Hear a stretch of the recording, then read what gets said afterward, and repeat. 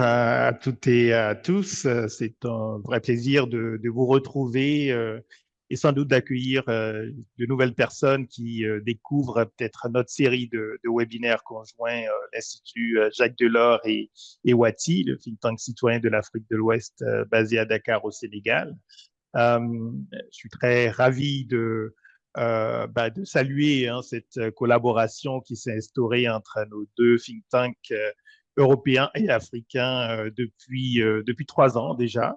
Et je salue d'ailleurs fraternellement Sébastien Maillard, ancien directeur de l'Institut de l'Or, prédécesseur de Sylvie Matelli, avec qui j'ai donc lancé cette série il y a déjà 3 ans, avec cette idée que le dialogue, les réflexions basées sur des faits, basées sur de l'expertise, sur de l'expérience, dans un cadre respectueux. C'est vrai que lorsqu'on regarde ce qui se passe aujourd'hui dans le monde, on n'est plus tout à fait sûr que la nécessité du dialogue et du dialogue respectueux des uns et des autres soit toujours au cœur de la diplomatie au niveau mondial. Et il nous semble très important pour nos deux continents, Europe et Afrique, des liens historiques, et je dis souvent que les liens historiques ne sont pas nécessairement perçus de la même manière. Par contre, il y a un lien qui est géographique, proximité, qui, elle, reste et qui va rester, même si les continents bougent un tout petit peu. Mais c'est très clair que les enjeux sont très importants et sont communs entre l'Europe et l'Afrique, parce que ce qui touche l'un ou l'autre continent, à nouveau, a des répercussions sur l'autre. Et donc, c'est, je pense, très important qu'on ait de manière régulière ces discussions, et je suis très heureux à nouveau que le partenariat se poursuive sous la direction tout aussi éclairée et amicale de Sylvie Matelli, qui va d'ailleurs modérer les échanges aujourd'hui. Je ne vais pas être très long, je vais peut-être rappeler que dans le cadre justement de cette série, je crois que c'est le 8e rendez-vous quand même de 3 ans donc entre Wati et l'Institut Jacques Delors, dans cet espace de discussion. Nous avons abordé des sujets géopolitiques, géoéconomiques, très nombreux, et je peux citer quelques-uns parce qu'au fond, tout ce que nous avons les webinaires sont toujours disponibles sur la chaîne YouTube de l'Institut Delors et sur celle de Wati également. Et je pense que ça reste très pertinent par rapport à ce qui se passe aujourd'hui.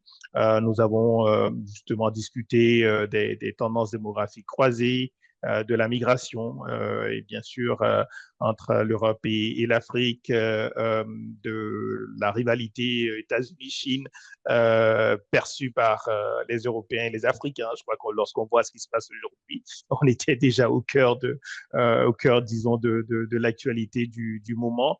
Et le dernier rendez-vous en novembre 2024 portait justement sur la lecture qu'on pouvait faire en Europe et en Afrique de l'élection et du retour au pouvoir de Donald Trump aux États-Unis. Je crois que là aussi, on ne s'était pas trompé dans le choix de ce thème, même si je crois qu'on n'avait pas anticipé à quel point les bouleversements qu'on a discutés, mais je crois que c'est encore plus important que ce qu'on anticipait il y a juste quelques mois. Et donc, comme je le disais, pour nos deux think tanks, c'est important que ces réflexions continuent sur des sujets très importants, tous liés entre eux d'ailleurs. Et ça, c'est vraiment aussi le positionnement particulier de Wati, de considérer que toutes les questions sont liées, et que plus nous avons dans nos sociétés, dans nos pays, des gens qui sont conscients des grands enjeux, sans être nécessairement des experts, bien sûr, de toutes ces questions, plus nous serons en capacité d'avoir de l'influence sur les trajectoires politiques, économiques, sociales dans les différents pays en Europe comme en Afrique. Aujourd'hui, donc, on va parler de cybersécurité, de cybermenaces, de cyberdéfense, et je vais vraiment laisser la parole à Sylvie, qui pourra mieux introduire le sujet et les enjeux très divers en fait, qui sont liés à la cybersécurité.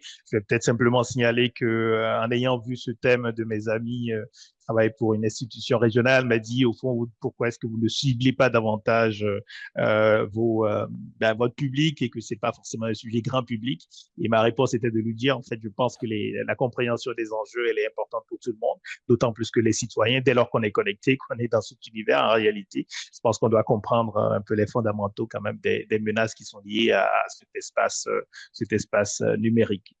Donc, merci à nouveau à chacune et à chacun de vous. On n'a pas beaucoup de temps, on a des invités de grande qualité, donc je vais à nouveau être très bref et passer la parole maintenant à Sylvie Matteli, et à nouveau en la remerciant de l'attention qu'elle porte à cette collaboration et en remerciant nos intervenants qui ont très aimablement répondu à notre invitation conjointe, M. Ramanou Biaou, à Mme Clotilde Beaumont. Je crois que le commissaire Papagaï nous a rejoint également et je crois qu'aussi M. Martinage nous rejoindra un peu plus tard. Merci beaucoup et je nous souhaite d'excellentes discussions. Merci beaucoup, Gilles. Effectivement, c'est toujours très utile et on apprend toujours de plein de choses sur toutes les thématiques que nous abordons. Et je me permets de préciser que le sous-thème en fait de nos échanges, c'est regards croisés, parce qu'il nous semble que dans ce monde où on a tous tendance à être dans notre bulle, et du fait aussi du cyber et du digital, d'être entouré de gens qui pensent un petit peu comme nous, qui voient le monde un petit peu comme nous, aller s'interroger en étant autant à distance. Et il y a quelque chose de magique aussi, hein. On va beaucoup parler de cybermenaces, de cybersécurité aujourd'hui, mais il y a quelque chose d'assez magique grâce au digital, grâce à ces outils, de pouvoir échanger comme ça et partager nos visions des choses depuis là où on se situe. Alors là, c'est géographique, mais c'est aussi de par nos fonctions qui sont très différentes. Alors, je me permets de rappeler que notre dernier webinaire portait sur l'élection américaine et les conséquences de l'élection américaine. Et on voit aujourd'hui que c'était quand même déjà un sujet clé avec l'élection de Donald Trump. Alors, sans plus tarder, parce que je n'ai pas grand-chose à dire moi sur le sujet, que je vous écouterai avec beaucoup d'intérêt, je vais présenter nos intervenants. Alors, on a bonjour Monsieur Papagaye, commissaire Papagaye, qui nous avait rejoint à l'instant. Merci d'avoir accepté d'intervenir. Vous êtes directeur de l'École nationale à vocation régionale de cybersécurité de Dakar, mais vous êtes aussi l'ancien chef de la division cybersécurité de la police nationale du Sénégal. Et vous êtes titulaire d'un doctorat en droit privé, donc autant d'expérience et de compétences qui nous seront très, très, très utiles aujourd'hui pour décrypter ce sujet et avoir un regard croisé sur ces questions de cybersécurité, cybermenaces. Ramanou Biaou, bonjour, merci à vous aussi d'avoir accepté d'intervenir aujourd'hui. Vous êtes consultant et expert en cybersécurité. Vous êtes ancien président d'Internet Society au Bénin et un expert de la gouvernance et du développement de politiques en matière numérique et de cybersécurité pour les entreprises et les organisations. Je vois aussi que vous êtes directeur général de Cyberspector. Donc, si vous nous expliquerez ce qu'est Cyberspector ou Cyberspector, ça le fait aussi. Vous nous direz. Clotilde, bonjour Clotilde Beaumont, merci à vous aussi d'avoir accepté d'intervenir aujourd'hui. Vous êtes analyste à l'Institut d'études de sécurité de l'Union européenne. Vous étiez précédemment chercheuse à l'Institut de recherche stratégique de l'école militaire, l'IRSEM.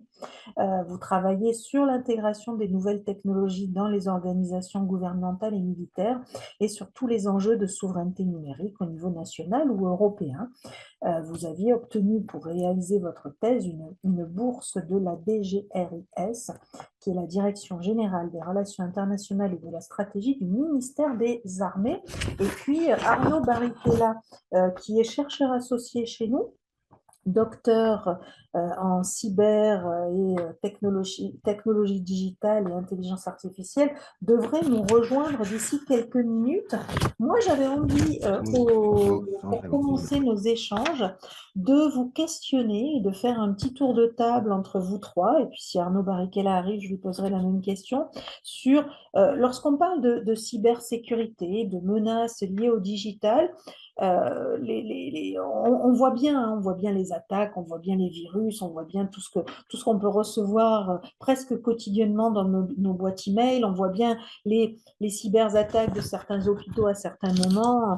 On a entendu parler de tout ça, mais la question du digital, la question du cyber est quand même quelque chose d'extrêmement large. Il n'y a pas forcément grand-chose à voir dans les enjeux et les conséquences de chacun des éléments que je viens de citer. Donc, j'avais envie de vous demander qu'a changé le digital dans notre insécurité et nos vulnérabilités.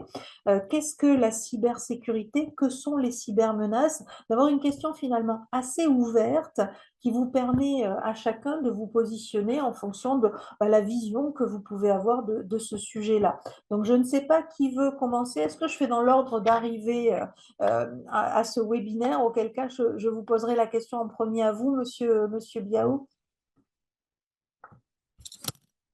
OK. Merci, Madame Matéli. Donc, je suis Ramanou Biao, directeur du Cyberspector. Nous sommes une PME dans la cybersécurité, hein, de façon très transverse et également dans l'intelligence économique. Et j'ai beaucoup d'intérêt aussi pour tout ce qui touche la gouvernance et la sécurité de l'Internet. Je crois que vous l'avez rappelé lors de votre introduction tout à l'heure. J'ai été le président du chapitre Bénin de l'Internet Society et actuellement d'ailleurs membre du conseil d'administration de l'Internet Society Monde. Alors, sur les problématiques de la cybersécurité, je voudrais peut-être établir un contexte. Vous voyez, aujourd'hui, on parle de problèmes de cybersécurité d'abord parce qu'il y a des systèmes d'information. C'est-à-dire qu'on a, si vous voyez le fonctionnement de l'Internet, c'est des ordinateurs qui communiquent entre eux. Et imaginons un système d'information où il n'y a pas de données. C'est-à-dire dit que ça peut très bien fonctionner et ça n'intéresserait personne, absolument personne. Donc, pour répondre à votre question, qu'est-ce que ça a changé en réalité? C'est notre capacité aujourd'hui à digitaliser, à produire de la donnée. C'est ce qui a effectivement changé. Euh, J'imagine, il y a peut-être plusieurs décennies en arrière encore, les permis de conduire, les cartes d'identité et autres là étaient juste dans des registres. D'accord? Mais aujourd'hui, nous avons tout digitalisé. Et bien là, c'est une opportunité pour certains cybermalveillants.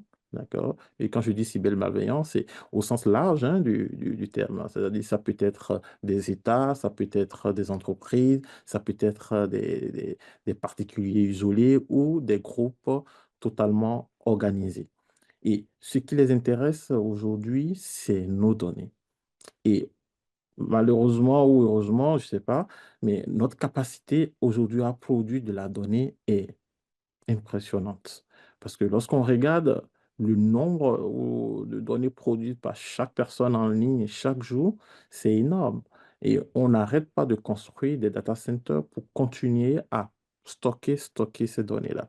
Et avec l'intelligence artificielle, ça ne va pas forcément améliorer les choses, on va davantage produire de la donnée. Donc, aujourd'hui, nous avons intégré les données dans les systèmes d'information et évidemment, ces données-là intéressent des personnes ou soit des cybermalveillants, comme je le disais au sens large du thème, qui souhaitent accéder à ces données, soit pour avoir des informations stratégiques, soit pour des raisons totalement pécuniaires ou pour déstabiliser. Donc, ce qui fait qu'on peut identifier aujourd'hui, par exemple, si je prends le contexte du cyberespace africain, plusieurs types de menaces hein, qui se répandent. Déjà, il y a ce qui est classique, le phishing et l'escroquerie. Avec l'avènement du mobile money, qu'on peut le constater, on a de plus en plus de personnes qui, malheureusement, sont victimes de fraudes liées au mobile money, de l'usurpation d'identité, etc. Nous avons les ransomware. Bon, depuis 5 ans, on en parle énormément. Mais il faut noter une chose, on a comme l'impression qu'on n'en parle plus trop, mais en réalité, le nombre de victimes liées au rançongiciel augmente.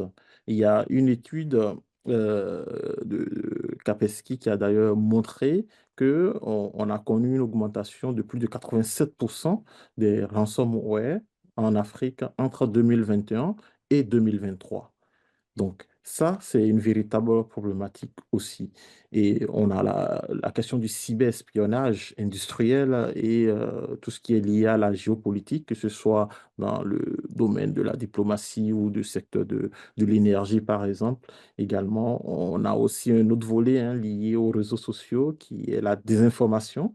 massive et la manipulation aussi, avec des objectifs des fois assez divers, hein. Donc, et la cybercriminalité aussi transfrontalière qui aujourd'hui s'accentue avec des groupes qui sont organisés dans plusieurs pays et mènent des actions. Je crois que il y a quelques mois, la coopération entre via Interpol et plusieurs polices de pays africains ont permis de mettre la main sur un groupe organisé au niveau régional et qui faisait en fait des victimes par des escroqueries en ligne liées au mobile money. Donc, voici un peu un état de lieu pour répondre à cette première question que vous avez posée. Merci, merci beaucoup. Alors, vous avez mis l'accent, et c'était très intéressant, vous l'avez abordé par la question des données, qu'au fond, d'un côté, on a créé une certaine facilité, une agilité à accéder à des données beaucoup plus rapidement via l'outil numérique, et en même temps, on a créé un certain nombre de vulnérabilités. Alors, vous avez illustré par la désinformation, par le phishing et les escroqueries diverses. J'imagine que Clotilde va aborder d'autres angles d'entrée, d'autres vulnérabilités liées aux enjeux cyber. Moi, ce que je trouve intéressant, c'est que vous êtes allé tout de suite sur la question géopolitique et la question des acteurs qui sont, que ce soit des États, des entreprises, des particuliers ou des groupes organisés, pour reprendre vos citations, sont des acteurs internationaux. Et c'est vrai qu'en Europe, on est particulièrement sensible à ces enjeux-là avec un questionnement sur la souveraineté par rapport à la maîtrise de ces outils, parce qu'on n'est pas forcément très fort et très bien placé, très dépendant de nos amis américains, et puis la souveraineté aussi par rapport à des enjeux liés aux élections. Vous avez pu en parler, à la désinformation ou autre. Clotilde, je vous cède la parole pour que vous nous expliquiez, vous aussi, comment vous percevez ces vulnérabilités liées aux enjeux cyber. Merci Sylvie.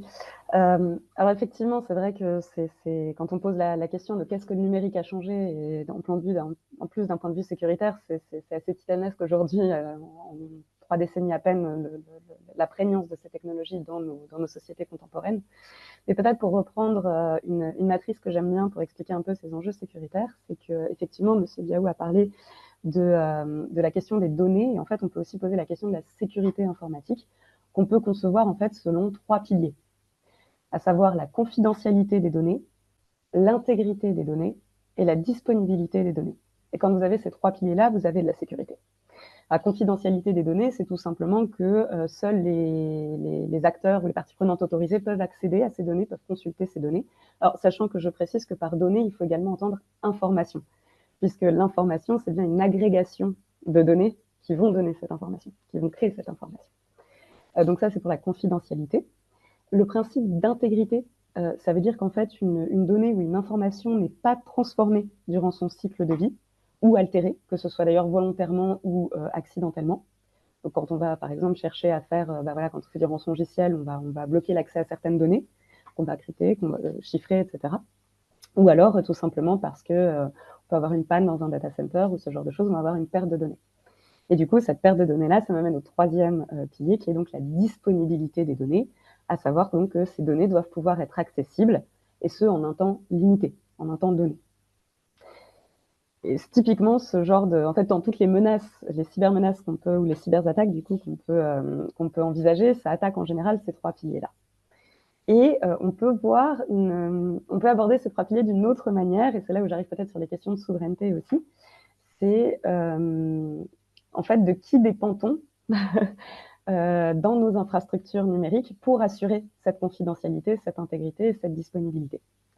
Et effectivement, on se rend compte que, alors en Europe, mais cas africain aussi, j'imagine, on dépend de fournisseurs et d'acteurs qui sont alors, parfois des alliés, parfois un petit peu moins. Et typiquement, on a vu ces derniers temps, vous avez parlé donc de l'administration Trump, la nouvelle administration Trump, qu'effectivement, typiquement, ces enjeux numériques deviennent un levier de pression dans une guerre économique croissante entre les États-Unis et l'Union européenne, où notamment on peut se poser la question du respect de ces 3 piliers-là, sachant que la question n'est pas neuve non plus et qu'en fait, on peut remonter déjà aux années 2000-2010, où on avait déjà eu des cas d'atteinte notamment à la confidentialité des données par des agences de renseignement américaines. Donc, les plus connus sont notamment les révélations d'Edward Snowden, 2013, qui ont révélé que le gouvernement américain accédait aux données de ses alliés, donc y compris d'alliés européens. Et on peut se poser la question, ce qui est finalement assez nouveau aussi dans le contexte de l'administration Trump, de la disponibilité de ces données. Parce qu'il se trouve que notre infrastructure numérique européenne dépend énormément des technologies américaines. Vu l'escalade qu'on voit en ce moment, enfin, si effectivement avec les Trump s'est peut-être rétracté sur certaines sanctions en termes de douane aussi qu'il avait imposées, dans quelle mesure est-ce qu'on ne pourrait pas aussi couper l'accès à certains services et donc de facto à certaines données aux Européens par le biais de ces infrastructures numériques? Voilà, ça c'est peut-être juste pour poser un petit peu le débat, c'est trois grands piliers. Mais effectivement, après, tout ça se décline aussi sur l'intégrité de l'information. Ça, on l'a vu aussi au niveau de la désinformation.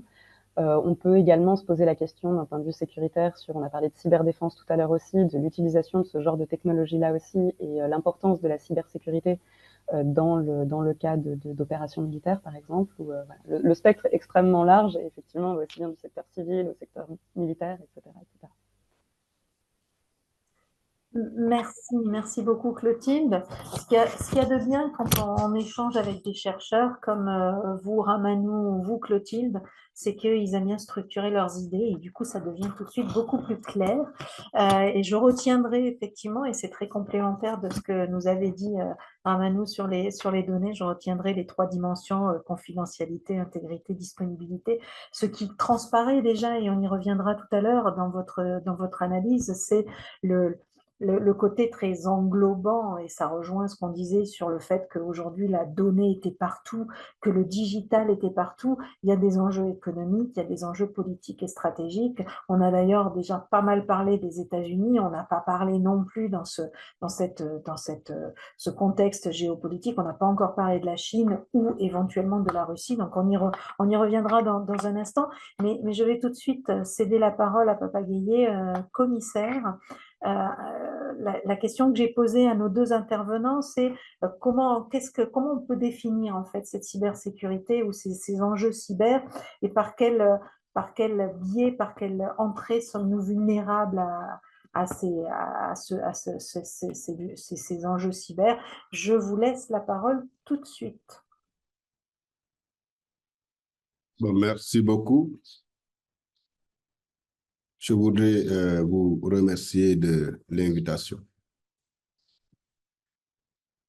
Effectivement, vous avez bien présenté, je suis le commissaire Gueye, ancien chef de la division spéciale de lutte contre la cybercriminalité, de la division cybersécurité, actuel directeur général de l'École nationale de cybersécurité.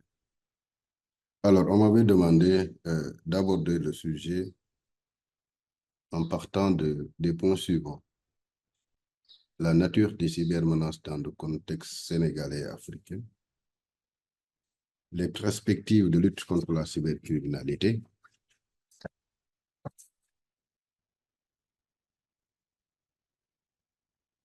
et le rôle de l'École nationale de cybersécurité à vocation régionale. Mais au regard de votre introduction et de ce qui a été dit, je tente d'orienter mon intervention autour du contexte de la cybersécurité africain et des menaces, ainsi que les raisons pour lesquelles on en parle aujourd'hui. Alors d'abord, en ce qui concerne le contexte de la cybersécurité et des menaces, nous assistons à une transformation numérique rapide et l'Afrique connaît une digitalisation croissante des administrations, des banques, la santé, l'éducation et le commerce. Et effectivement, comme vous l'avez souligné, cette transition s'accompagne de vulnérabilités nouvelles relatives aux données personnelles qui sont souvent mal protégées, aux réseaux parfois non sécurisés, mais également au manque de formation qui justifie aujourd'hui la raison d'être de l'École nationale de cybersécurité à vocation régionale. Le deuxième point de mon intervention pour répondre à ce questionnement sur la cybersécurité, c'est la dépendance croissante aux technologies.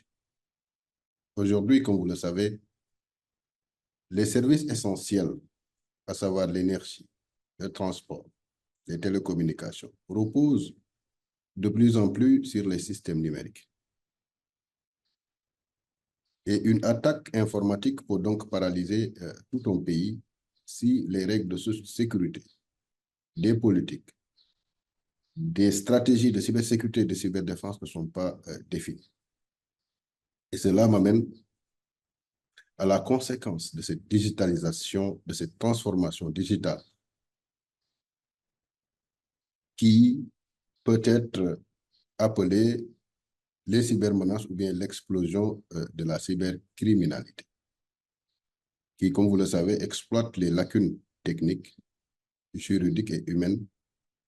Et l'Afrique, comme tout autre continent, devient une cible et aussi un terrain d'expérimentation pour les groupes malveillants, notamment à cause de la faiblesse de certains dispositifs de cybersécurité. Le premier intervenant a parlé de la typologie, effectivement, des menaces. Et j'ai essayé de les séquencer en périodes pour montrer que l'Afrique a connu une évolution du phénomène de la cybercriminalité et surtout des modes opératoires. Et je suis parti de 2002, compte tenu de mon expérience dans le domaine de la lutte contre la cybercriminalité. Et rapidement, au début, si on prend la période 2000-2005, on peut appeler par exemple la cybercriminalité au début rudimentaire, qui tournait autour d'une cybercriminalité peu organisée, mais également l'apparition des arnaques de type 419. L'usage basique de l'email sans outils techniques utilisés, et les cibles, c'était souvent des particuliers, des Africains, des Européens, de l'Amérique du Nord. Je me rappelle nos premiers dossiers de lutte de cybercriminalité. C'était des stratégies qui étaient utilisées par souvent les acteurs pour appâter des victimes. Et une fois arrivés dans des pays africains, le Sénégal, ils étaient pris en charge à partir de l'aéroport, séquestrés, et parfois des demandes de rançon étaient demandées. Donc, c'était en quelque sorte le début donc, de la cybercriminalité. Alors, si on prend la deuxième période, 2006-2010, on a assisté aux premières structurations et aux usages de forums,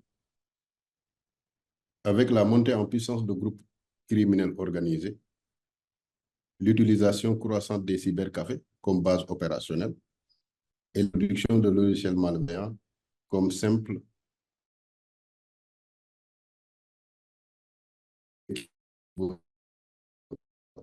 et c'était également le début du phishing et du vol de données bancaires.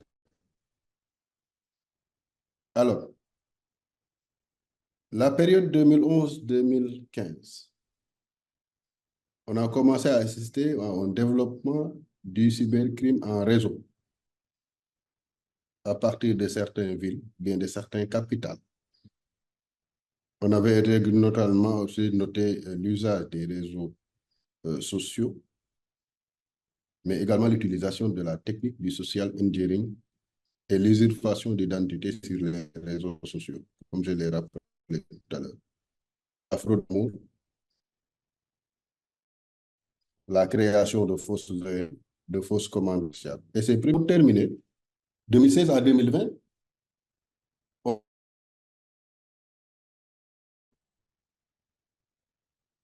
c'est bon.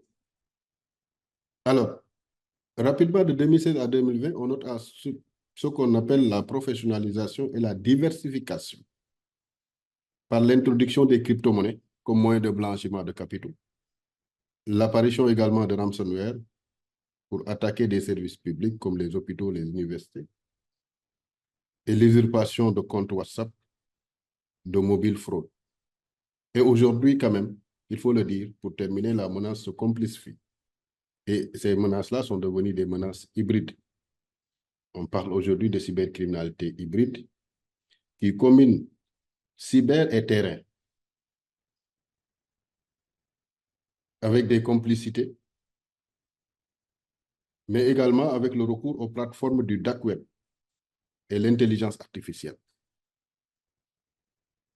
qui facilitent les attaques contre les OIV, le piratage des bases de données, mais également ce qu'on appelle la propagande numérique ou bien le cyberterrorisme, surtout dans les zones de conflit.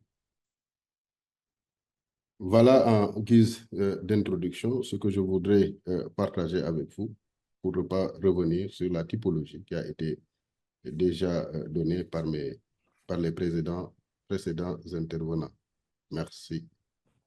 Merci à vous, c'était très clair et on voit la montée en puissance des cybermenaces en fait, et en particulier des acteurs, même si vous ne les avez pas directement abordés. Et c'est à mieux que vous ne les ayez pas déjà abordés parce que ça va me permettre de rebondir en questionnant chacun d'entre vous. Peut-être je vais me tourner directement vers vous, Clotilde, parce que est-ce que nous, côté européen, on pourrait avoir le même type de structuration temporelle en fait de la montée des cybermenaces. Et du coup, je rebondirai ensuite en vous demandant à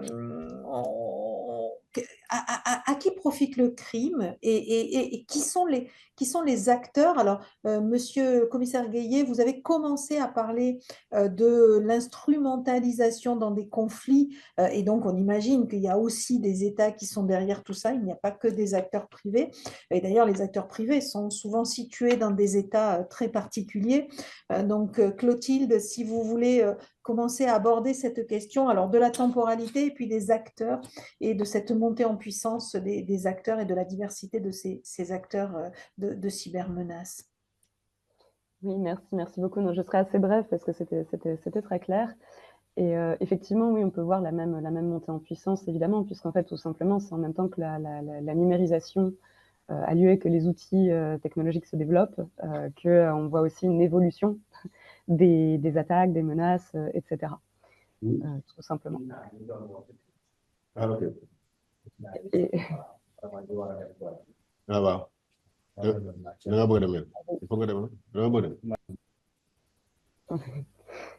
et donc oui, donc sur cette temporalité, cette montée en puissance, oui, absolument, je suis d'accord et je pense qu'on observe la même chose en Europe. Avec peut-être, il sera peut-être intéressant de faire le parallèle aussi entre les États européens, les États africains sur du coup l'institutionnalisation aussi de la réponse à ces menaces. Donc, par exemple, la création de nouvelles agences de cybersécurité nationales, régionales, etc., pour faire face à toutes ces menaces-là, qui en fait suit la même progression tout simplement et la même temporalité.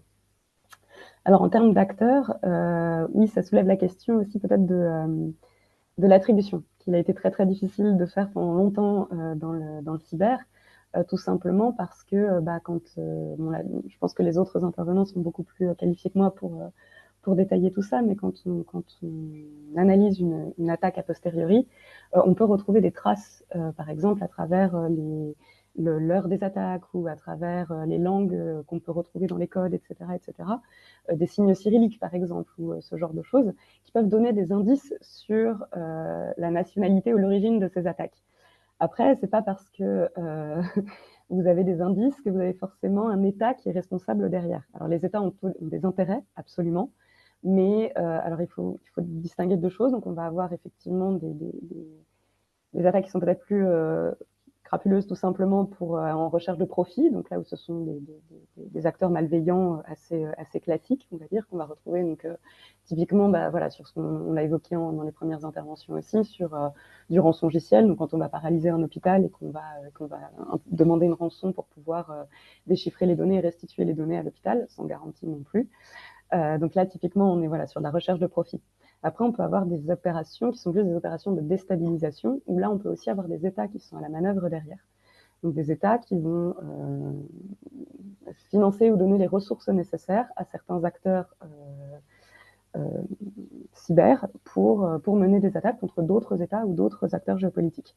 Donc là, on va retrouver ce qu'on appelle notamment des attaques APT, donc de grande ampleur, qui sont censées attaquer en profondeur. Donc on a des exemples comme ça où ça a été plus ou moins attribué, mais notamment de la Russie, je crois que c'était en 2008, qui a mené une attaque de grande ampleur contre l'Estonie et qui a paralysé comme ça une bonne partie des systèmes. Alors je crois qu'on avait les transports, la santé, finances, etc. Puisqu'il se trouve que l'Estonie était un gouvernement très, très numérisé déjà à l'époque. Et donc c'était cette structure-là, sachant que ces États-là, en plus quand je parlais de la difficulté de l'attribution, c'est que souvent ces États ça évolue un petit peu, je parlais d'institutionnalisation, mais ce sont rarement on va dire des forces officielles qui vont conduire ce genre d'opération. On en a aujourd'hui de plus en plus avec les capacités cyber-offensives, mais pendant très longtemps, et la Russie est un cas d'école, la Chine aussi, les États recourent à des mercenaires, des groupes de cyberattaquants, des mercenaires qui vont financer pour conduire ce genre d'attaque. D'où la difficulté de l'attribution aujourd'hui, et donc tous les enjeux aussi de diplomatie, etc., dont on pourra parler également par la suite. Merci. Je me tourne vers vous, Ramanou, pour rebondir sur ce que vient de dire Clotilde. Et quand on pense mercenaires, on pense guerre, et on voit qu'il y a une coïncidence qui n'est pas totalement le fruit du hasard entre des tensions géopolitiques, des moments conflictuels et l'intensification des cyberattaques, puisqu'on est, comme vous le disiez au tout début de votre introduction, étant de plus en plus dépendant de notre accès aux outils digitaux et à la donnée, on est bien évidemment de plus en plus vulnérable. L'exemple que citait Clotilde à l'instant sur l'Estonie en est un cas d'école, bien évidemment. Et la question que j'avais envie de poser, c'est peut-être de nous donner des exemples et de nous faire un état des lieux de ces liens qui ont pu, j'illustre un peu ma question. Nous, en Europe, la guerre en Ukraine a déclenché une accélération très nette des cyberattaques. On sait aussi que, et j'avais étudié ça moi il y a quelques années, alors pas du tout sur la dimension cyber, mais on travaillait sur les questions des routes de la soie et la façon dont les Chinois se positionnaient sur les routes de la soie et couplaient leur investissement à des cyberattaques ou en tout cas une déstabilisation dans la négociation de certains acteurs. Est-ce que vous pouvez nous en dire un petit peu plus sur les enjeux africains et en illustrant par des exemples de conflictualité et multiplication des cyberattaques, voire des vulnérabilités? Oui, effectivement. Et on va d'ailleurs commencer par l'actualité qui est d'ailleurs toute fraîche. C'est par rapport à une cyberattaque qui a eu au Maroc et qui est actuellement très relayée sur les différents médias. D'ailleurs, on en a parlé aussi au niveau d'Africa Cyber Security Magazine, où la Caisse nationale de sécurité sociale aurait été piratée. Et Madame Beaumont l'a rappelé tout à l'heure, c'est très difficile après une cyberattaque de rapidement attribuer l'attaque à telle ou telle organisation.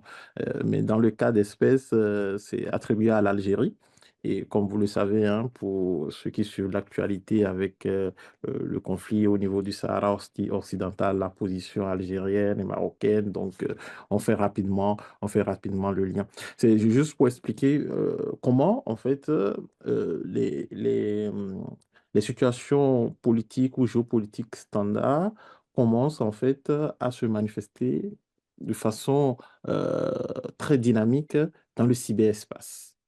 Et cela crée, en fait, d'une façon ou d'une autre, une sorte de déstabilisation.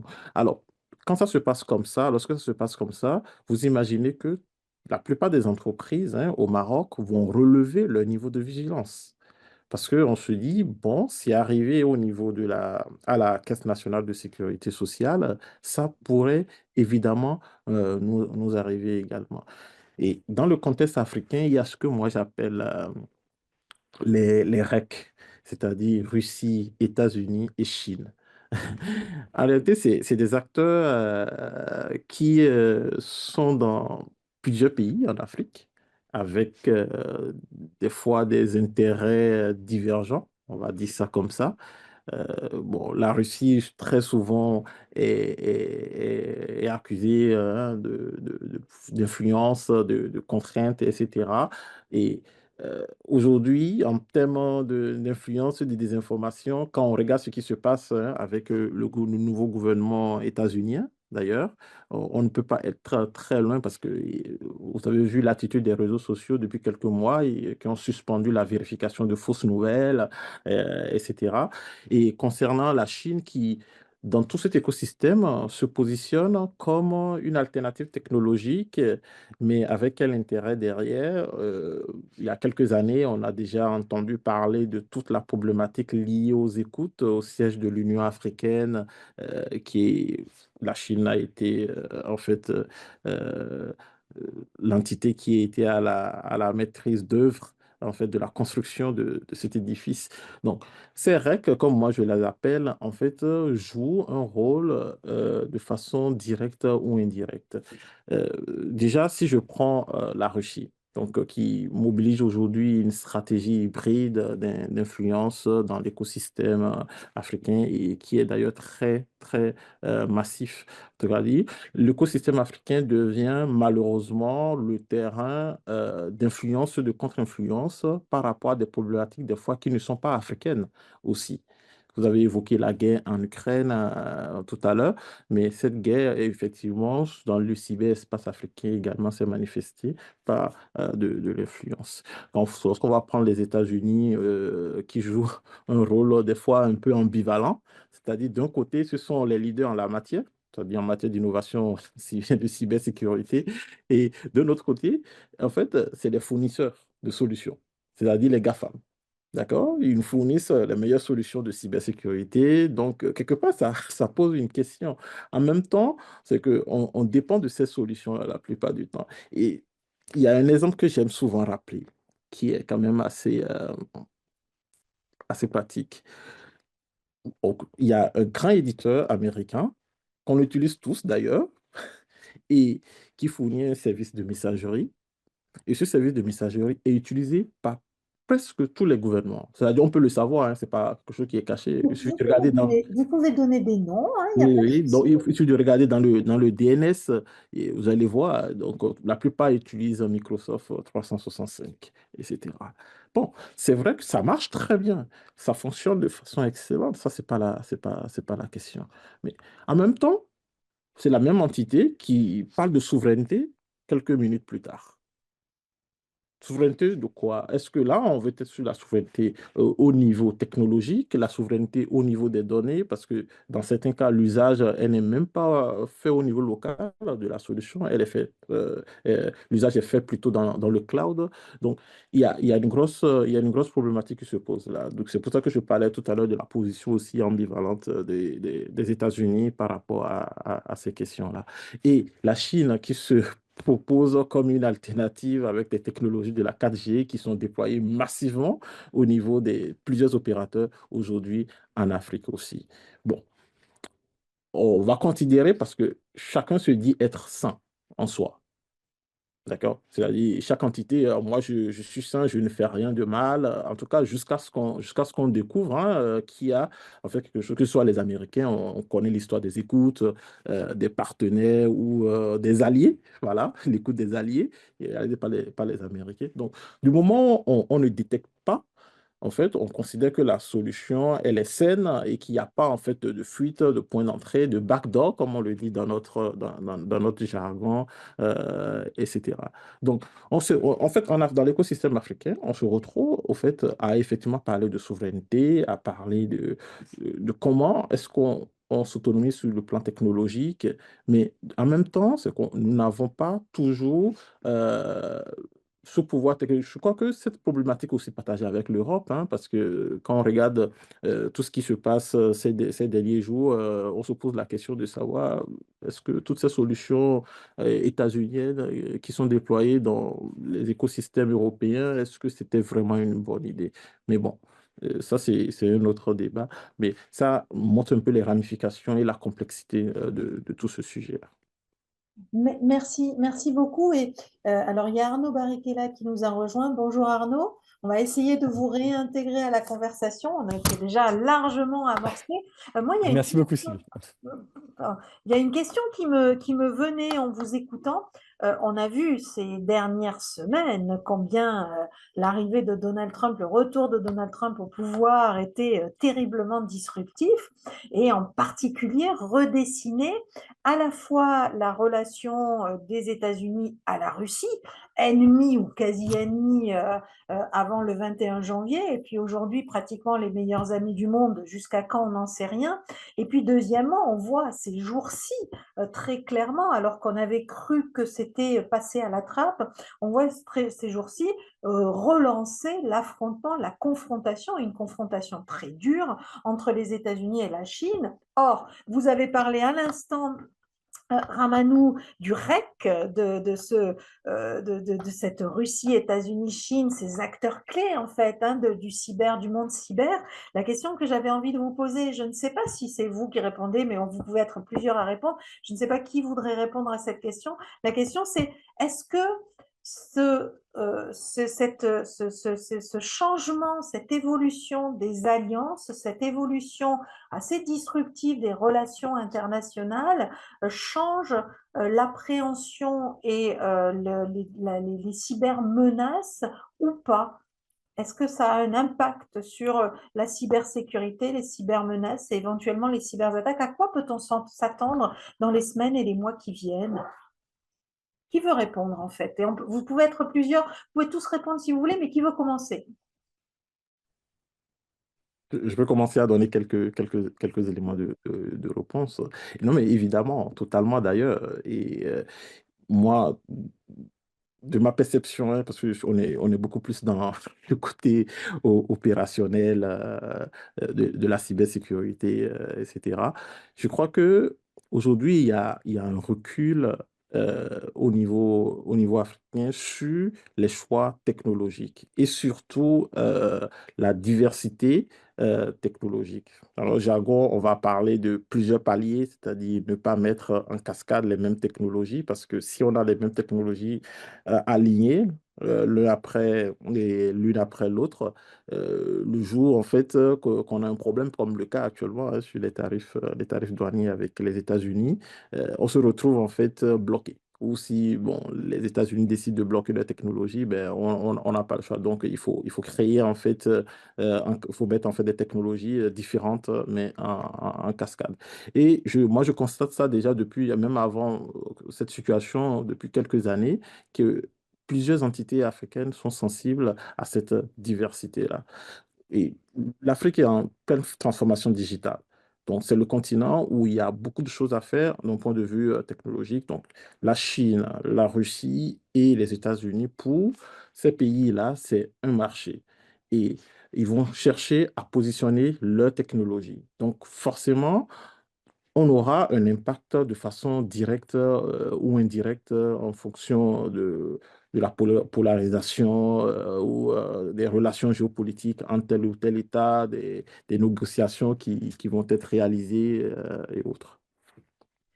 Merci. Alors, avant de laisser la parole à d'autres intervenants sur cette même question, je me permets de préciser à tous nos auditeurs que vous pouvez poser vos questions. N'hésitez pas.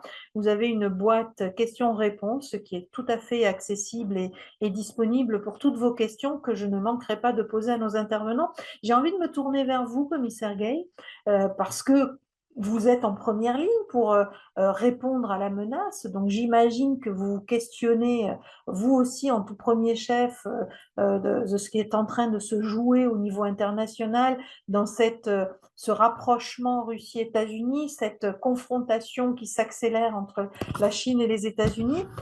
Comment vous la percevez? Comment vous l'analysez? Qu'est-ce qu'on peut en craindre ou en attendre dans les semaines ou les mois qui viennent en matière de cybermenaces et de cybersécurité?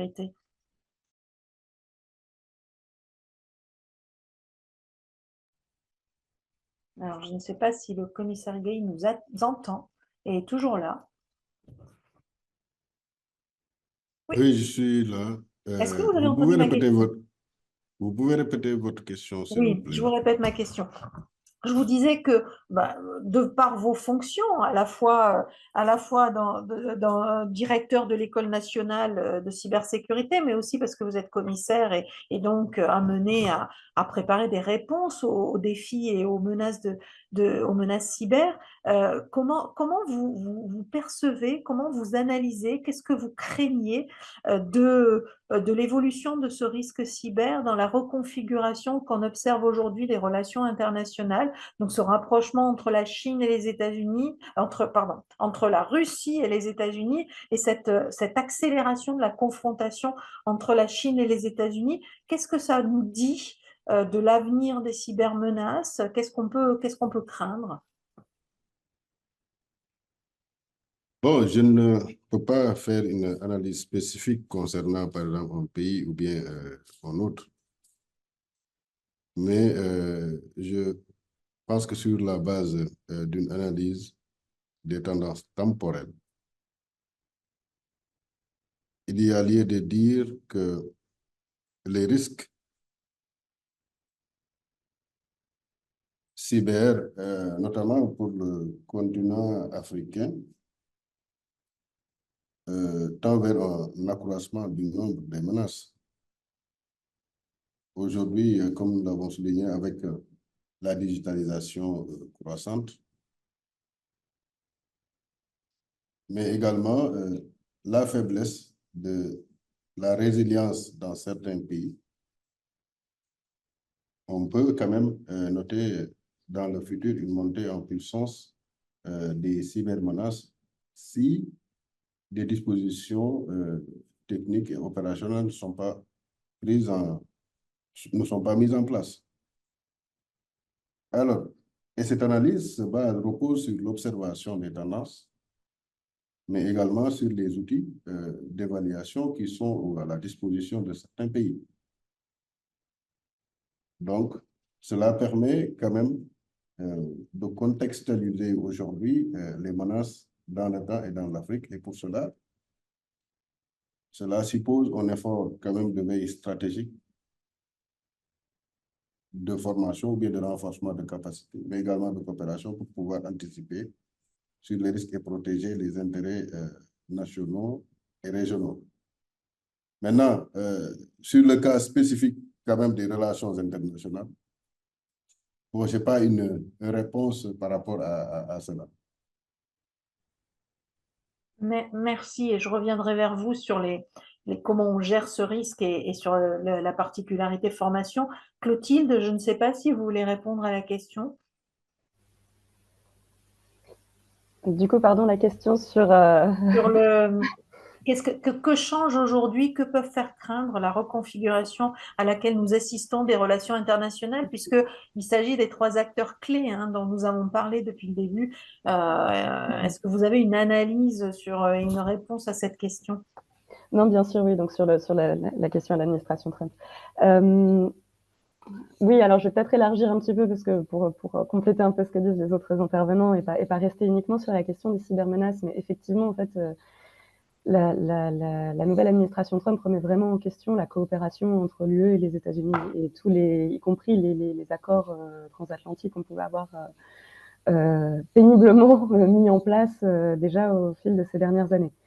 Et c'est sûr que on observe, par exemple, pour en citer quelques-uns, mais on a une longue histoire sur, par exemple, des accords de transfert de données transatlantiques, donc entre les États-Unis et l'Union européenne, puisqu'on a quand même de très nombreuses entreprises, par exemple, qui échangent de la donnée quotidiennement, des données notamment des données personnelles, des données industrielles, et on a besoin d'un cadre pour que cet échange de données puisse se faire de manière protégée et fructueuse aussi, que tout le monde en tire parti. Et on a eu un premier accord qui avait été mis en place, qui était, que je ne dise pas de bêtises, c'était le Privacy Shield, je crois, le premier. Peut-être que Arnaud Barrichello pourra me reprendre si je dis des erreurs là-dessus. Enfin, on a eu 3 accords qui ont été successivement, enfin 2, pardon, qui ont été dénoncés notamment par Max Schrems, avocat autrichien, parce que ces accords-là ne respectaient pas suffisamment les réglementations européennes en matière de protection des données. Ils ont été jugés insuffisants. Donc, ces accords ont été annulés et on avait réussi à passer un troisième accord, qui est donc le Data Privacy Framework, en juillet 2023, si je ne dis pas d'erreur, aussi dans des conditions qui ont été un petit peu critiquées, notamment du fait de la guerre en Ukraine et peut-être de certaines pressions américaines sur cet accord. Mais bon, le fait est que cet accord était passé. Et depuis l'arrivée de Trump au pouvoir, Trump a décidé de dissoudre au sein de son propre gouvernement un certain nombre de comités, d'entités, etc.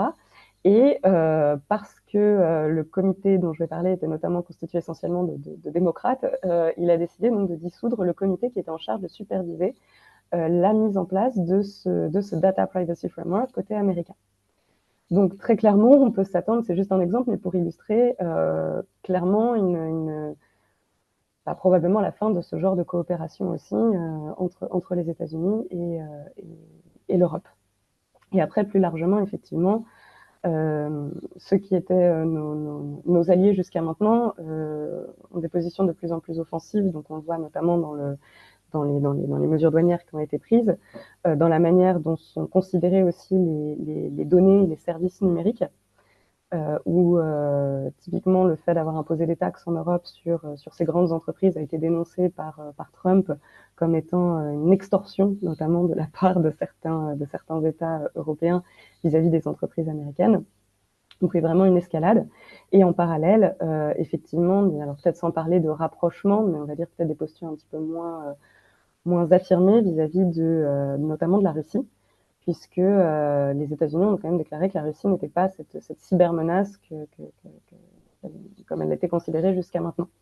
Sachant qu'effectivement, par rapport à tout ce qui est campagne d'influence, des informations, et notamment en Europe, dans le contexte actuel, la Russie, ici, a bien un acteur qu'il faut surveiller attentivement. Donc c'est finalement tout un écosystème qui est en train de se redéfinir, de changer un petit peu, avec on pensait être un allié qui finalement n'en est pas un, mais peut-être que ça nous pousse aussi à ouvrir les yeux sur beaucoup de choses côté européen. Merci Clotilde. Je me tourne vers Arnaud. Et ce que vous dites, Clotilde, me fait penser aussi que, en son temps, il y a quelques années, quelques mois, on a choisi plutôt de suivre les États-Unis dans leur prévention des risques et en particulier de se déconnecter ou de s'éloigner ou de modérer l'emprise des Chinois. Je pense en particulier à l'entreprise Huawei qui a quasiment été interdite dans la plupart des pays européens. La question que j'ai envie de poser à Arnaud, en plus de la question sur qu'est-ce que ça change aujourd'hui Trump, c'est est-ce qu'on peut imaginer, parce que c'est ce qu'on entrevoit et qu'on imagine en matière de commerce, est-ce qu'on peut imaginer que cet éloignement entre l'Europe et les États-Unis va aussi dans le domaine cyber nous inciter peut-être à réfléchir, à redéfinir notre relation à la Chine et notre appréhension en fait de cette domination chinoise des enjeux cyber? Bon, merci beaucoup Sylvie pour cette question. Pour répondre à la première, tout à fait. À l'arrivée de Trump ou son retour à la Maison Blanche, va profondément ébranler la relation transatlantique à commencer par l'OTAN. L'OTAN qui était un acteur très actif sur le cyber. Et puis on a vu ça sous Joe Biden lors de l'invasion russe en Ukraine jusqu'à maintenant. Les États-Unis avaient joué un rôle majeur au sein de l'OTAN pour protéger les alliés face aux menaces cyber. Donc c'est sûr que l'attitude de Trump, qui est assez curieuse, d'ailleurs, de se rapprocher de Poutine, et puis qui va même à l'encontre d'une tradition républicaine sous Ronald Reagan de fermeté face à la Russie. Pose de gros problèmes pour l'Europe. Et puis il ne faut pas oublier, comme l'a dit Clotilde, que la Russie est peut-être la principale menace cyber pour l'Europe.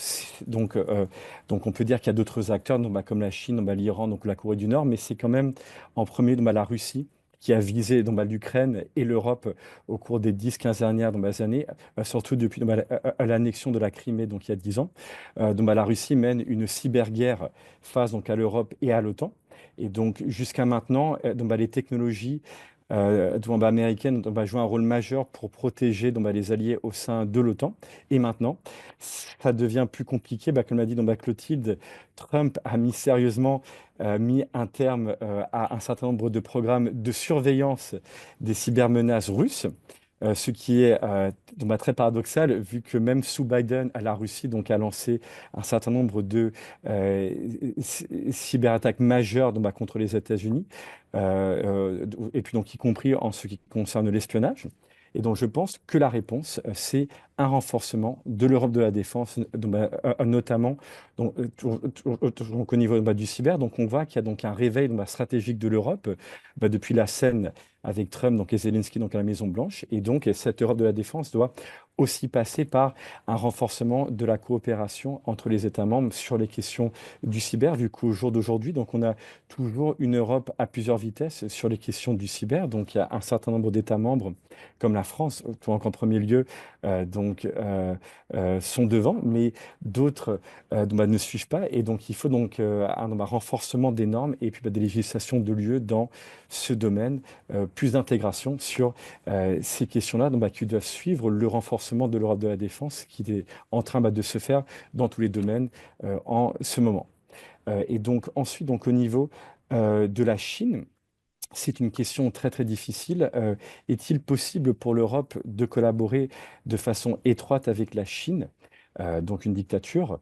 Est-ce que ce n'est pas en contradiction avec nos valeurs de la démocratie en Europe? Alors, je pense qu'on entre dans une nouvelle phase des relations internationales où la réelle politique s'impose de plus en plus. L'Europe a su comment collaborer avec la Chine sur le climat pour préserver l'accord de Paris lors du premier mandat de Trump. Donc, on peut collaborer avec la Chine sur des enjeux clés comme le climat ou le cyber, tout en gardant à l'esprit qu'une coopération plus profonde demeure délicate, en raison du fait que nos valeurs sont très différentes de celles du Parti communiste chinois. Si je peux juste me permettre de rebondir exactement là-dessus en une phrase, mais effectivement, ne pas oublier, parce que c'est des tendances qu'on peut aussi apercevoir, et je ne sais pas, du coup, je serais curieuse de voir comment c'est du côté de nos collègues africains, mais ce n'est pas parce que les États-Unis nous tournent le dos et qu'on tourne le dos aux États-Unis qu'il faut pour autant se rapprocher trop de la Chine. Et effectivement, attention, vigilance là-dessus, on a toujours les mêmes risques côté chinois dont il faut se méfier, absolument. Et on en revient aux enjeux de souveraineté, et en plus on en revient à un sujet, on a une question, et ça rejoint complètement cette question, une question de Sénabou Diop, qui nous demande, qui nous dit « L'UE fait un excellent travail sur la cyber. Quelles sont les pistes de coopération entre l'UE et l'Union africaine concernant les bonnes pratiques en matière de gouvernance, défense et résilience? Le gap est très important et il est urgent de coopérer et d'agir. » Alors merci Sénabou. Qui veut répondre à cette question? Et vous pouvez être plusieurs à répondre encore une fois. Mais qui veut commencer à répondre? Je peux commencer à donner quelques éléments de réponse. Alors, la cybersécurité en Afrique, il faut voir on a commencé effectivement il y a quelques années. Et déjà, pour un peu mettre en face le contexte, en Europe, je crois qu'il y a une très forte transformation digitale. Et après, la cybersécurité a suivi, hein. Donc, des fois même à cause de la réglementation, parce qu'il fallait respecter beaucoup la réglementation. Et c'est un peu différent en Afrique aujourd'hui, parce que la transformation digitale a commencé. Et elle est d'ailleurs en cours. Je ne sais même pas si on a déjà atteint le pic.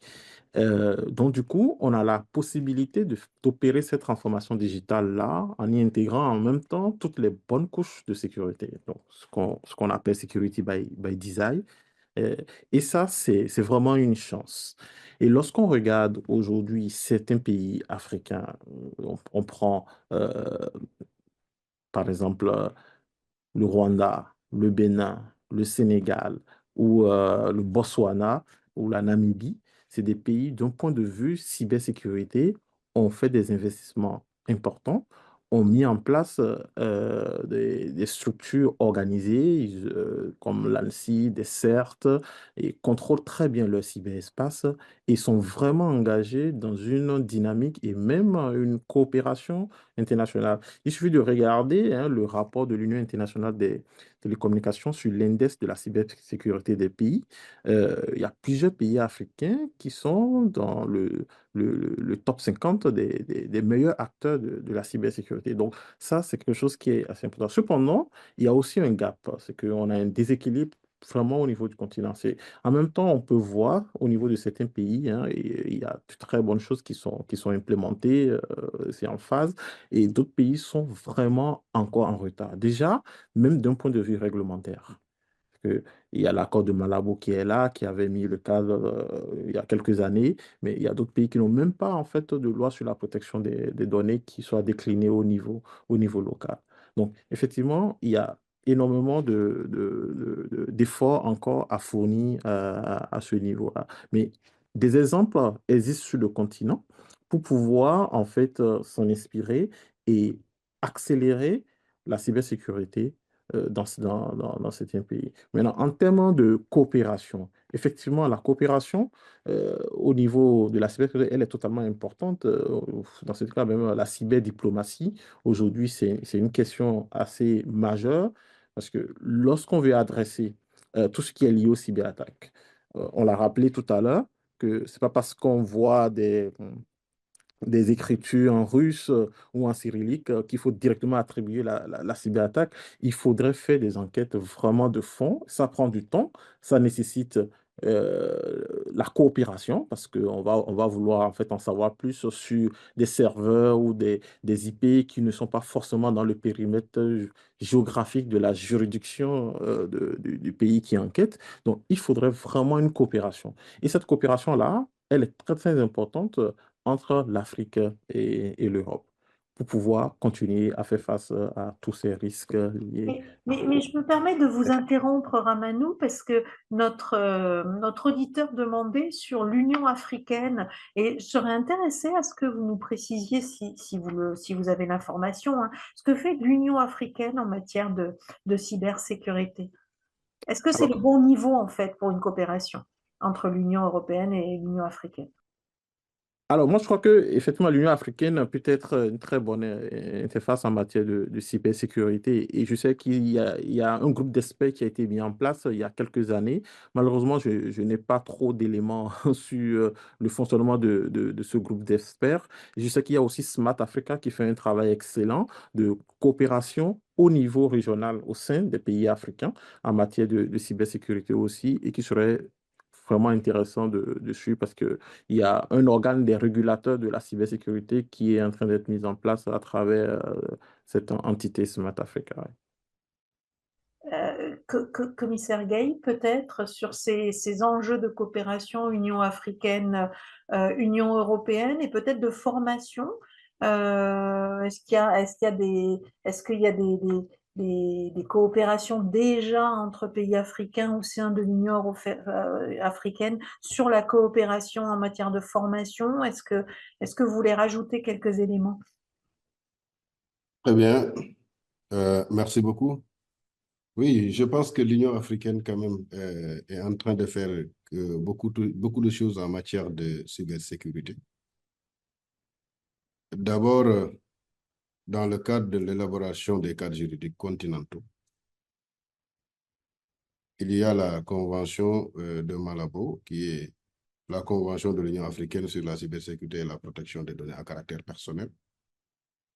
Et il faut le dire, qui est le premier traité continental juridiquement contraignant sur la cybersécurité, avec des volets très importants, dont les principaux sont la gouvernance de la cybersécurité.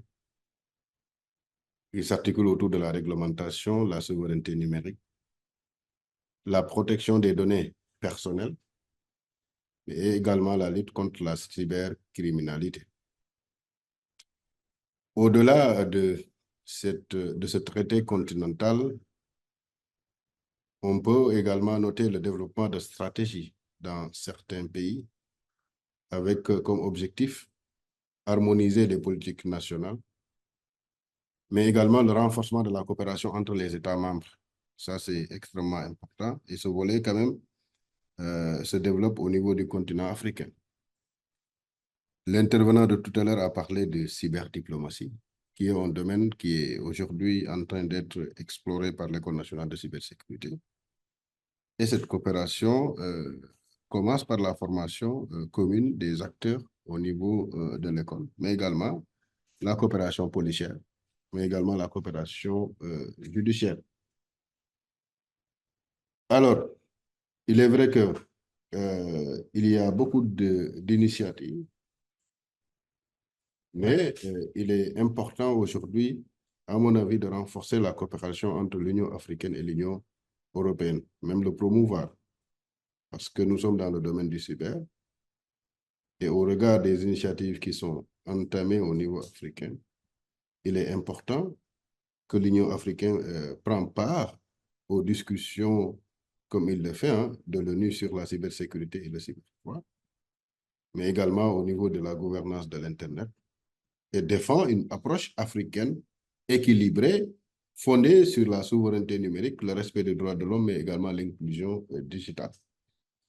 Voilà les quelques éléments que je pourrais apporter pour dire que l'Union africaine joue un rôle central dans la structuration juridique, politique, technique de la cybersécurité sur le continent. Mais les défis restent nombreux quand même, à savoir la ratification de la Convention de Malabo, la coordination, les ressources, mais également la position, se positionner sur des bases d'une cybersécurité africaine, souveraine, mais également solidaire, qui sera sanctionnée également par une coopération renforcée. Merci beaucoup. Alors, on a un de nos auditeurs qui réagit à nos échanges sur la coopération entre l'Union africaine et l'Union européenne en disant c'est un vrai sujet que votre organisme, vos organisations devraient pousser. Je souhaite voir une coopération plus structurée et affirmée entre Union européenne et Union africaine. Voilà, on a trouvé de nouveaux sujets d'études. Peut-être pour compléter sur le sujet, je me tourne vers Clotilde ou Arnaud. Est-ce que l'un de vous, ou en vous complétant chacun, veut rappeler pour nos auditeurs africains les compétences de l'Union européenne en matière de cybersécurité et puis la façon dont en Europe on assure la cybersécurité du côté des États, du côté de l'Union européenne. Je ne sais pas si l'un de vous se sent assez à l'aise avec le sujet pour répondre à cette question. Alors, je pense que je laisserai la parole à Arnaud sur cette question. C'est juste pour réagir rapidement sur ces partenariats Union africaine-UE. Peut-être juste de souligner de ce qui vient d'être dit, de rappeler peut-être que là, on est dans le cas de 2 organisations régionales.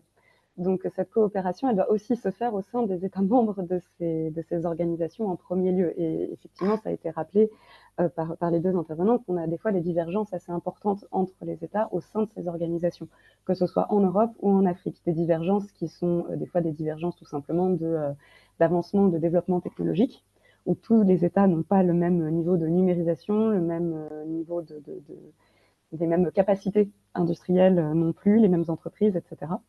Et également des divergences en matière d'intérêt. Et donc, du coup, de mise en œuvre de cette numérisation, des acteurs auxquels on va recourir, etc. Et donc, parfois, des rivalités au sein même de ces organisations qui peuvent compliquer aussi les partenariats entre l'Union africaine et l'Union européenne. Après, moi, j'ai vu, donc peut-être j'aime bien ces matrices-là, calquer peut-être un petit peu une matrice européenne qui est la boussole numérique européenne.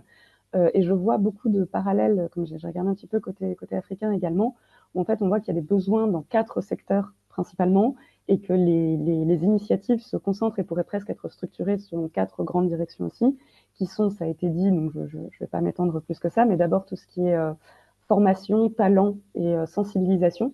Donc avoir des ingénieurs, développer un petit peu ces talents-là, ces ressources humaines en matière de numérique, mais également aussi former, avoir des formations plus élémentaires auprès de la population, pour avoir tout simplement une maîtrise et une connaissance de ces outils numériques, et pourquoi pas d'avoir aussi une bonne hygiène numérique informatique pour pouvoir faire face à toutes ces justement cyberattaques, etc., dont on parle depuis tout à l'heure. Après, il y a tout ce qui est aussi numérisation, notamment des organisations gouvernementales, donc tous les services de l'État, comment est-ce qu'on va numériser tout ça, qui sont donc effectivement des processus en cours aussi bien en Afrique qu'en Europe. Troisième point, c'est le développement, l'accompagnement aux entreprises et au renforcement des bases industrielles en matière numérique, que ce soit là aussi sur le continent européen ou sur le continent africain. Donc, là aussi, on a vu potentiellement des coopérations qui peuvent se faire dans ce secteur-là aussi entre l'Union africaine et l'Union européenne. Et enfin, dernier point qui serait tout ce qui touche peut-être plus aux infrastructures. Donc là, renforcement des infrastructures, développement des infrastructures, donc que ce soit sur les continents en eux-mêmes, mais aussi dans les liens qu'on peut créer entre les continents. Et là, je pense par exemple aux câbles sous-marins, comme le câble, je crois, c'est le câble Medusa en Méditerranée, qui permet de relier les deux continents. Donc tout ça, ce sont autant finalement de secteurs et de domaines dans lesquels on peut avoir de la coopération. Enfin, on doit avoir de la coopération entre pays africains et pays européens. Et je pense qu'effectivement, les organisations régionales que sont l'UE et l'UA sont de très bonnes instances pour mettre ça en place, et notamment effectivement d'un point de vue de gouvernance dans les représentations de toutes ces organisations internationales, notamment auprès de l'ONU, et en matière de réglementation et de régulation aussi. Donc sur le côté européen, du coup, je passe la balle à Arnaud. Merci beaucoup, Arnaud. Oui, juste donc, pour rebondir sur ce que vient de dire Clotilde, je pense que c'est vraiment très important que l'UE renforce sa collaboration donc, avec l'Union africaine dans le domaine du cyber. Ça fait partie du réalignement des alliances qui est en train de se faire sous Trump. C'est essentiel que l'Europe renforce sa collaboration donc, avec d'autres continents pour être moins dépendant des États-Unis comme elle a été jusqu'à maintenant. Et donc il y a une réelle opportunité pour renforcer la collaboration avec l'Afrique, notamment sur les enjeux du cyber, comme l'a dit Clotilde. Je pense que ça doit être fait non seulement donc, au niveau de l'UE et de l'Union africaine, mais je pense aussi donc, à l'échelle des États membres, notamment la France, entre autres, et puis aussi donc, au niveau des entreprises et des partenariats publics-privés. Je pense qu'il y a donc, que c'est très important de les associer parce que ce sont des acteurs majeurs dans le secteur. Donc ensuite, pour répondre donc, à la question de Sylvie sur comment ça se passe dans l'UE, donc c'est important de préciser que la défense demeure une prérogative nationale. Donc ça inclut le cyber. Donc ce qui veut dire que les États membres sont souverains sur cette question. Donc c'est vraiment très différent de l'euro, donc où la politique monétaire est un pouvoir qui a été transféré donc à l'UE. Là, pour la défense, ça demeure une compétence nationale. Et donc, c'est pour cela que l'UE peut faire des choses, mais il y a un plafond de verre, et donc elle ne peut pas aller au-delà d'une certaine limite.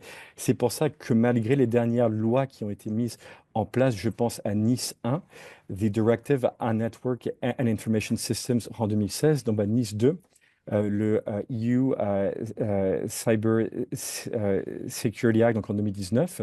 Il y a aussi deux lois l'année dernière qui ont été passées dans ce domaine, le Cyber Resilience Act et le Cyber Solidarity Act. Donc on voit toujours l'existence d'une Europe multivitesse où un certain nombre d'États membres comme la France ou encore l'Estonie, donc même l'Allemagne, sont beaucoup plus avancés que les autres et ça crée une situation problématique où donc il y a des maillons faibles en Europe qui permettent l'entrée et ensuite la propagation de virus cyber. Donc il y a donc une urgence de renforcer l'Europe de la défense et ça inclut donc le domaine du cyber et c'est une question vraiment d'actualité vu que sous Trump on parle d'un renforcement de l'Europe de la défense et ça doit aussi donc inclure le domaine du cyber. Merci beaucoup. Alors, nous arrivons déjà à la fin de notre webinaire. Donc, je vais peut-être vous laisser à tour de rôle la parole pour conclure en quelques minutes, en répondant peut-être à une question ou en faisant une conclusion de votre choix sur tous les sujets que nous avons abordés. J'ai envie de commencer à l'envers de ce qu'on a fait au tout début, c'est-à-dire d'interroger tout de suite et pour conclure, commissaire Gay.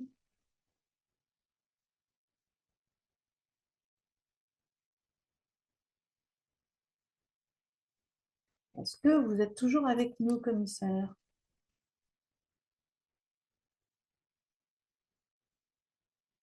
Arnaud, alors Arnaud, je vous laisse conclure. Oui, donc juste pour dire que je pense qu'il y a une réelle opportunité pour l'Europe et pour l'Afrique de renforcer leur collaboration sur le domaine du cyber, sur le nouveau mandat de Trump. L'Europe ne peut pas que dépendre des États-Unis sur les questions de défense. Et donc, il y a donc une réelle opportunité. Ça, je pense que c'est important de souligner. Et puis ensuite, donc à un moment où on se pose la question de la défense européenne sans les États-Unis, il y a aussi donc une urgence du renforcement de la collaboration dans le domaine du cyber et de se poser la question si la défense doit rester une prérogative nationale. Donc, est-ce qu'on ne peut pas aussi renforcer l'intégration de l'UE dans ce domaine voilà, donc est-ce qu'on ne peut pas avoir une réelle agence européenne du cyber comme ils ont aux États-Unis et parce que pour l'instant l'ENISA n'a pas de pouvoir coercitif. Donc, c'est une question qu'on doit se poser et qui doit être donc au cœur des débats en ce qui concerne le renforcement de l'ordre de la défense dans le domaine du cyber. Merci beaucoup. Merci Arnaud. Alors, Ramanou, je vous laisse conclure tout de suite, Je- mais il y a une petite question qui vous était adressée. On vous demandait un petit peu plus de précision sur l'entité africaine dont vous aviez parlé quand vous évoquiez la relation UE-Union africaine. Alors, je crois que j'ai parlé de Smart Africa qui a créé un organe de régulation, enfin, c'est pas de régulation, un organe pour fédérer les entités au niveau national, donc les fédérer au niveau africain, afin de permettre la coopération régionale déjà au niveau africain en matière de cybersécurité. Donc, Smart Africa. Et je vous laisse conclure. Ok, merci pour l'invitation pour ce webinaire très riche. Et pour conclure, moi, je vais juste partager avec vous la nécessité pour nos deux pôles, hein, que ce soit l'Europe et l'Afrique, de travailler ensemble sur les questions de cybersécurité, surtout de co-créer ensemble, parce que on le dit souvent, en Afrique, effectivement, il n'y a pas encore suffisamment d'experts sur les questions liées à la cybersécurité, mais je crois que c'est quelque chose qui va rapidement changer. Quand je dis rapidement, dans quelques années, l'Afrique regorgera énormément d'experts en cybersécurité.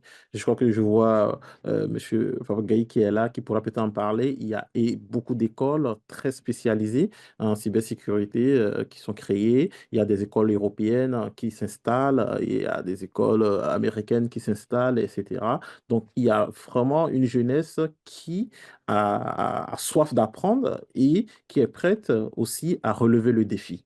Donc, cela, c'est un levier qui pourrait enrichir la coopération Europe-Afrique aussi en matière de cybersécurité.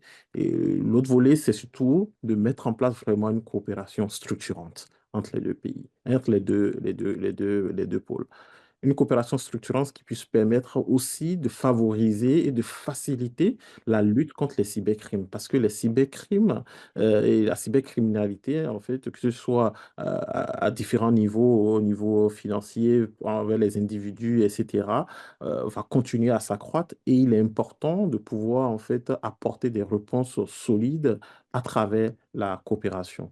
Et tout cela en développant ensemble un cadre harmonieux, donc un thème réglementaire qui puisse permettre de faciliter la mise en place et l'harmonisation de tout cet écosystème.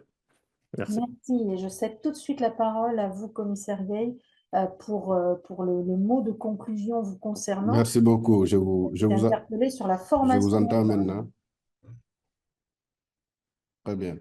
Merci beaucoup. Avant d'arriver à la formation, permettez-moi de donner quelques éléments de conclusion. Comme nous l'avons constaté tous, sur la montée en puissance des cybermenaces et la transformation numérique qui s'est accélérée en Afrique.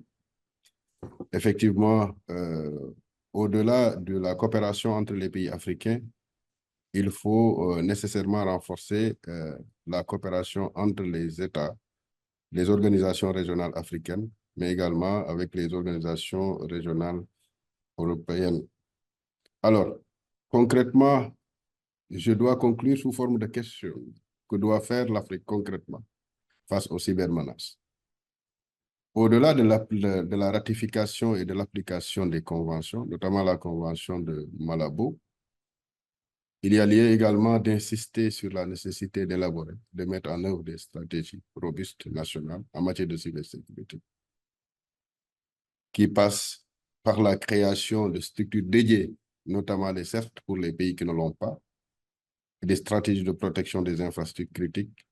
Et pour terminer, sur la nécessité aujourd'hui d'investir dans la formation des compétences. Ça fait partie du rôle de l'École nationale de cybersécurité.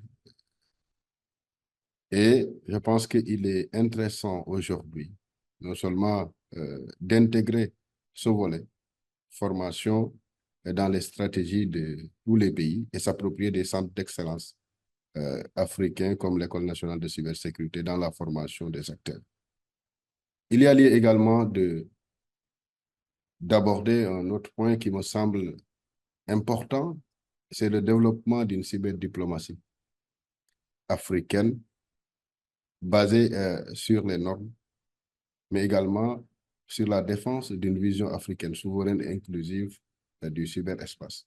Et cela passe par la formation, comme je l'ai dit tantôt, et également par la sensibilisation des citoyens, des décideurs, pour promouvoir quand même des solutions numériques qui pourront aboutir vers le développement d'applications, mais également de plateformes d'acquisition de matériel aux normes pour mieux favoriser cette coopération au niveau régional, mais également au niveau régional, mais également au niveau international. Et c'est seulement par la maîtrise donc de ces points, notamment les données qui sont stratégiques au niveau africain, par l'encadrement également des acteurs, le renforcement des compétences, que l'Afrique doit maintenir ou bien même agir pour renforcer la coordination entre les États africains, pour défendre également les intérêts des États africains en matière de cybersécurité, qui ont des ramifications dans pratiquement tous les domaines, le domaine de la souveraineté, de l'économie. Voilà, et faire de la cybersécurité une priorité quand même stratégique continentale.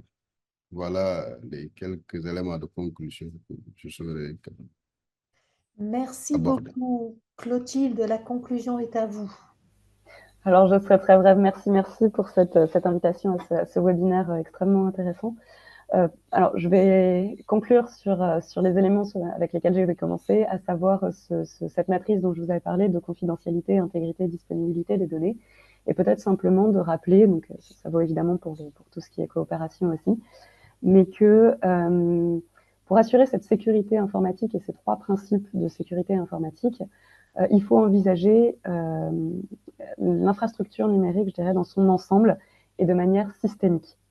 C'est-à-dire que finalement, les services sur lesquels avec lesquels les utilisateurs vont interagir et sur lesquels on va percevoir cette confidentialité, intégrité, disponibilité des données, en fait, elle ne se joue pas seulement au niveau des services, mais elle doit intervenir déjà beaucoup plus tôt sur toute la chaîne on va dire la chaîne de valeur ou la chaîne d'approvisionnement, si on peut dire, la supply chain, pardon pour l'anglicisme, d'un service numérique.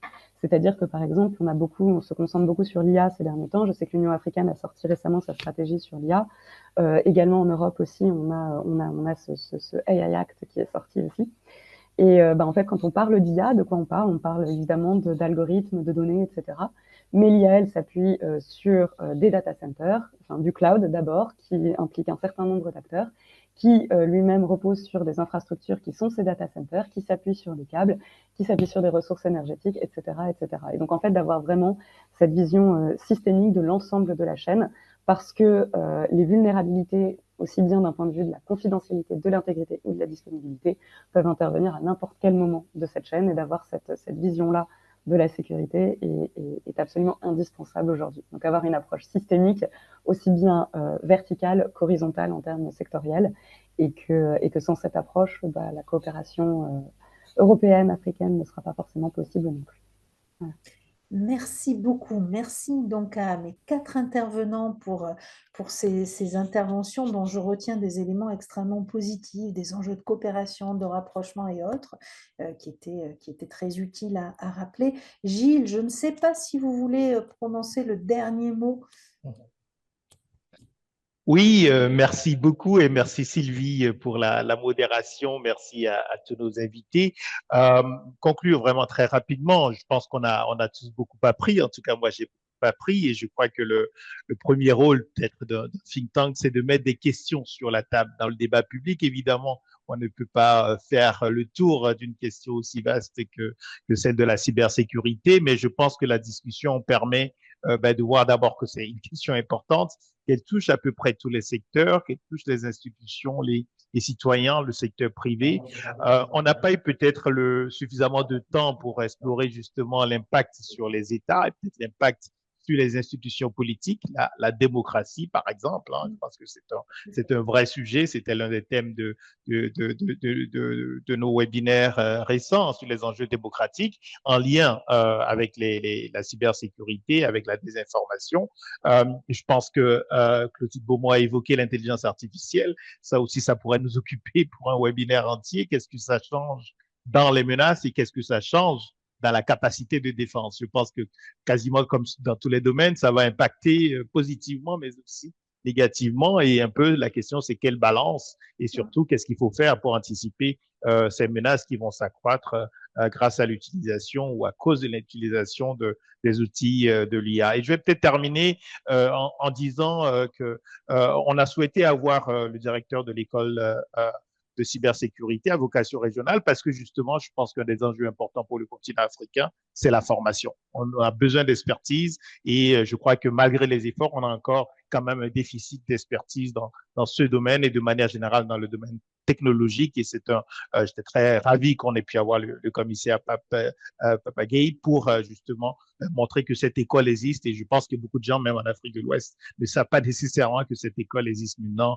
en étant basée à Dakar. Et l'autre enjeu régional, c'est l'Europe. Ce qu'on entend et ce qu'on entend tous les jours aujourd'hui sur l'Europe de la défense, sur l'Europe, sur le plan technologique, je crois que ça doit nous encourager beaucoup en Afrique à mettre fin un peu à une tendance à la désintégration ou à des reculs dans l'intégration régionale. Malheureusement, on est plutôt dans un moment aussi où ça se recroqueville un peu sur des intérêts nationaux, alors qu'on voit bien qu'il faut absolument faire bloc sur des sujets technologiques où on a besoin d'échelle pour pouvoir faire des choses efficacement. Donc, merci à toutes et à tous et merci Sylvie. Et à nouveau, j'espère qu'on aura très vite un nouveau webinaire conjoint avec l'Institut de l'Art.